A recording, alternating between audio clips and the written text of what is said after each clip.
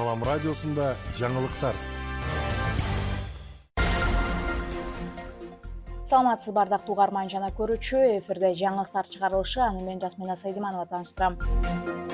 Сел жүрүп таш кулашы мүмкүн. Өзгөчө кырдаалдар министрлиги өлкөнүн тоолуу райондорунда сел жүрүп таш кулашы мүмкүн экенин эскертти. Маалыматка ылайык, үстүбүздөгү жылдын 23-26 июль күндөрү күтүлүп жаткан нөшөрлүү жаан-чачынга байланыштуу Ош Разаков унаа жолунун 64-78, 125, 138, 149, 190 чакырымдарында сел жүрүшү жана таш кулашы күтүлөт. Буга байланыштуу өзгөчө кырдаалдар министрлигинин айдоочулары жана жүргүнчүлөрдү алыска сапарга чыкпай турууну эскертет. Кырсык катталганда 112 номерине акысыз күнү-түнү байланышууга чакырат.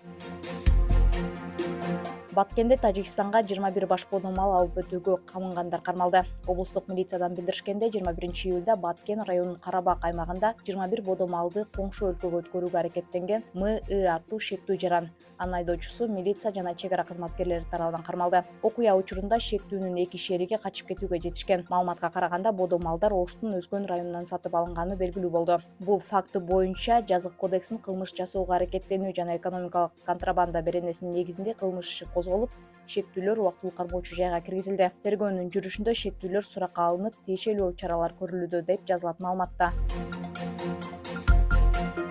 Баткенде эреже бузган айдоочулар дрон менен аныкталып жатат. Бул тууралуу Салам медиага жол кыймылынын коопсуздугун камсыздоо бөлүмүнүн басма сөз катчысы Бектемир Мамытов кабарлады. Анын маалыматына караганда, Ош-Баткен Разаков эл аралык маанидеги жолунда атайын тесттик режимде жол унаа кырсыктарын алдын алуу жана ошондой эле адам өлүмү менен коштолгон оор кесепеттерди азайтуу максатында жол эрежесин одоно бузган айдоочуларга дрон менен байкоо жүргүзүлүп, аларга жол эрежесин сактоо боюнча профилактикалык иштер жүргүзүлүп жатат.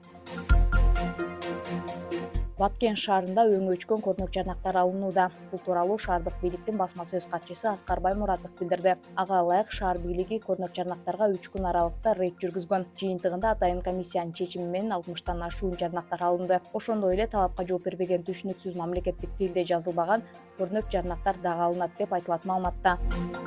Күндүн маанилүү чыгарылыштары мына ушулар болду. Кийинки эфирден амандашканча саламыңыз түз болсун.